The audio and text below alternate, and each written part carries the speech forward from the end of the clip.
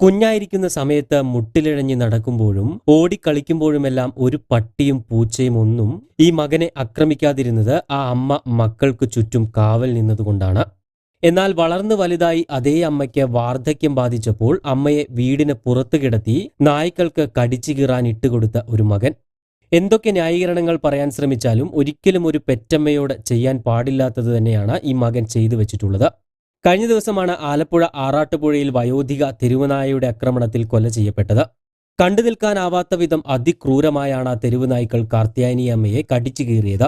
ആക്രമണത്തിൽ പരിക്കേറ്റ് കിടന്ന കാർത്യായനിയമ്മയുടെ അടുത്തേക്ക് ആദ്യം ഓടിയെത്തിയ വലിയഴീക്കൽ സ്വദേശി മണിക്കുട്ടൻ ഇതുവരെയും ആ ഞെട്ടലിൽ നിന്നും മോചിതനായിട്ടില്ല. മകൻ പ്രകാശിന്റെയും മരുമകൾ ജൂലിയയുടെയും ബഹളം കേട്ടാണ് ഇവർ സംഭവസ്ഥലത്തേക്ക് ഓടിയെത്തുന്നത്.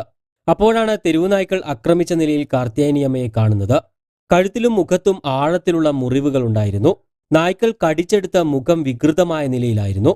തുടർന്ന് ഉടൻ തന്നെ ആലപ്പുഴ മെഡിക്കൽ കോളേജ് ആശുപത്രിയിലേക്ക് എത്തിച്ചുവെങ്കിലും മരണം സംഭവിച്ചിരുന്നു. 5 മാസങ്ങൾക്ക് മുൻപാണ് കാർത്യായനിയമ്മ മകൻ പ്രകാശിന്റെ അടുത്തേക്ക് താമസിക്കാനായി വരുന്നത്. വാർദ്ധക്യ സഹജമായ ശാരീരിക ബുദ്ധിമുട്ടുകൾ ഉള്ളതിനാൽ മെച്ചപ്പെട്ട ചികിത്സയ്ക്കായി ഒപ്പം വന്നു നിൽക്കാൻ പ്രകാശനും അമ്മയോട് ആവശ്യപ്പെടാറുണ്ടെന്ന് പറയുന്നു.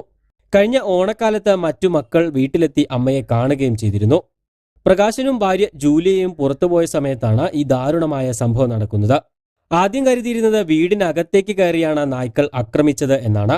പിന്നീട് പരിസരവാസികളാണ് പറയുന്നത് ഇവർ വീടിന്റെ വാതിലും ഗേറ്റും പൂട്ടി അമ്മയെ പുറത്ത് ഒരു ഷെഡിൽ കിടത്തിയാണ് പോയിരുന്നത് എന്ന്. ഒട്ടും സുരക്ഷിതമല്ലാത്ത ഒരു തുറസായ ഷെഡിലാണ് ഇവർ അമ്മയെ കിടത്തിപ്പോയത്. അയൽവാസികളോടൊന്നും സഹകരിക്കുന്ന ആളുകളല്ല പ്രകാശും കുടുംബവും എന്നാണ് നാട്ടുകാർ പറയുന്നത്. എന്നാൽ അമ്മയുടെ ഇഷ്ടപ്രകാരമാണ് ആ ഷെഡിൽ കിടന്നത് എന്നാണ് മകന്റെ വാദം. വീടിനകത്ത് അമ്മയ്ക്ക് ഒരു മുറിയുണ്ടെന്നും പ്രകാശൻ പറയുന്നു. പ്രായമായതുകൊണ്ട് സ്റ്റെപ്പ് കയറുകയും ഇറങ്ങുകയും ചെയ്യുന്നത് ബുദ്ധിമുട്ടാണ്. അതുകൊണ്ടാണ് അമ്മ വെളിയിൽ കിടന്നുകൊള്ളാമെന്ന് പറഞ്ഞതെന്നും ഇദ്ദേഹം പറയുന്നു.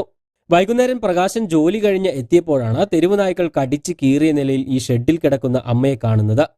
എന്തൊക്കെയായാലും ഇത്രയും സുരക്ഷിതത്വമില്ലാത്ത ഒരു സ്ഥലത്ത് ഒരു വയോധികയെ കിടത്തി പോവുക എന്ന് പറയുന്നത് ഒരിക്കലും ചിന്തിക്കാൻ പോലും കഴിയാത്ത ഒന്നു തന്നെയാണ്. അതും തെരുവുനായ്ക്കളുടെ ശല്യം ഇത്രത്തോളമുള്ള ഒരു സ്ഥലത്ത്.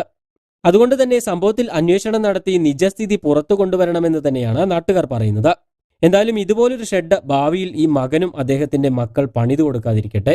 കൂടുതൽ വാർത്തകൾക്കും വിശേഷങ്ങൾക്കും ഈ ചാനൽ സബ്സ്ക്രൈബ് ചെയ്യാൻ മറക്കരുത്.